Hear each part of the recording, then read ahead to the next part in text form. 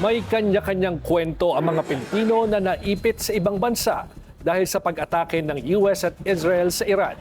Habang stranded pa rin ang ilan sa kanila, may iba namang piniling magbayad kahit na doble ang pamasahe, makauwi lang sa kanilang pamilya. Narito ang Agenda Weekend Report ni Europe correspondent Dick Villanueva.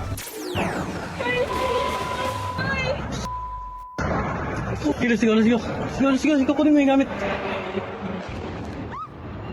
Sabi ko sa'yo patatamaan yan Malapit sa atin yan. 5 araw nang naka-check-in sa hotel sa Dubai ang OFW na si Joseph Atbega.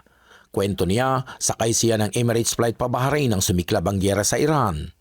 Kaya nag-announce ang piloto na ma-divert sila sa Oman.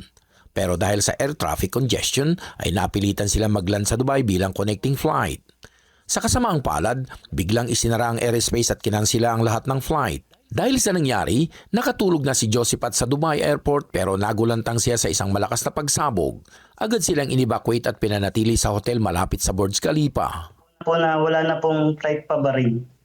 Paiglip na po sana ako noon, and then dun sa B12 po, upper side, doon po yung may sumabog na parang drone po yata, suicidal drone. So lahat na po ng staff nagpanic na, and then suddenly pinalabas na po kami agad lahat ng staff, lahat ng passenger na naghihintay.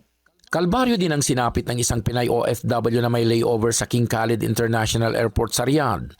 4 na oras daw sila naghintay sa loob ng eroplano pero pinalabas daw sila ng crew dahil tuluyan ang kinansila ang kanilang paglipad papuntang Paris. Nung mag-boarding na kami, normal lang yung boarding namin. Pagdating doon sa loob ng aeroplano, nagtaka na after mga siguro kulang-kulang 4 na oras yun, o 5 oras na yata kami nandun sa loob ng aeroplano.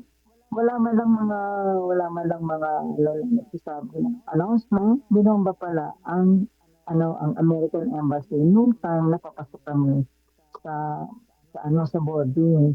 Nag-aalala rin ang OFW sa Cyprus matapos bombahin ng Iran ang British Royal Military Base sa Paphos, Cyprus. Yung impact po namin ay kaba. Siyempre kasi first time namin makagaranas ng ganyan dito. No?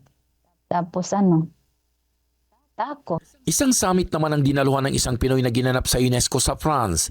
3 beses na daw na-cancel ng kanyang flight dahil ang eroplano na kanyang sasakyang pabalik ay may layover sa Dubai. Kaya naman kahit doble na ang presyo ng plane ticket sa ibang airline ay nag-book na siya para lang makabiyahe. Last March 1, if I'm not mistaken, I received a note that the flights were canceled. I initially thought that it's just for a few flights. I didn't know that this whole bombing and whatnot is already happening.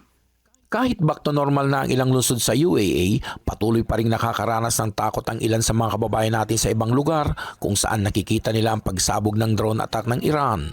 Maging ang BNC correspondent sa Dubai ay nakasaksi din ng interception ng drone attack sa kanilang lugar. Ayan, kasalukuyan pong ayan, nakukuhanan po natin ang intercept ng... Para sa Agenda Weekend, Dick Villanueva, Billionaire News Channel, Paris, France.